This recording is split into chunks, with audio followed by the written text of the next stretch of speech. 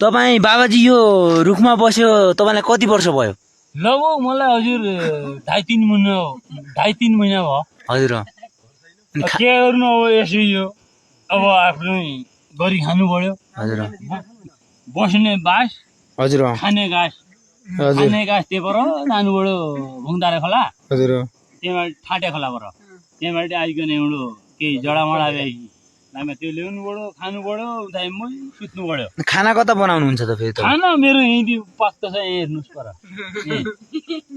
हेर्नुहोस् खाना यहीँ पाक्छ मेरो यहीँ। घर त तपाईँको धेरै कति लाखको रहेछ घर? घर तपाईँले अहिले भन्नु पर्दाखेरि अब 2-2.5 लाखको हो घर यो मैले निर्माण गरेको। हजुर।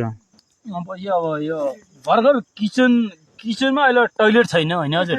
टोइलेट छैन अब यो किचन बनाएको छ मैले पत्तिरमा।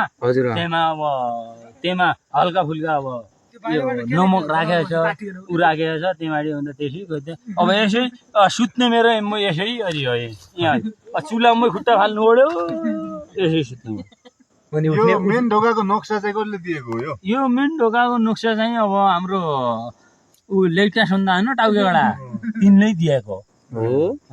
रुख त धेरै घर त धेरै राम्रो रहेछ तपाईँको यताखेरि। अब हजुर भन्दाखेरि अब के गर्नु पर्छ यसो घर कहीँ पाउँदैन।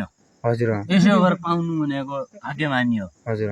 म किनभने अहिले गुफाभित्र छौँ अब जसरी तपाईँहरू आउनुभयो माथिबाट हजुर म लुकिया छौँ भन्दाखेरि यसो तपाईँले देख्नु भएको छैन होइन? हजुर। म लुकिया छौँ मैले तपाईँलाई कतिजना आउनुहुन्छ भनेपछि लगभग 10-12 जना आउनुहुन्छ। हजुर। मैले सकेट बम हान्ने भनेको सकाउनुहुन्छ हुनुहुन्छ कि नै भन्नुहोस् सब हुनुहुन्छ।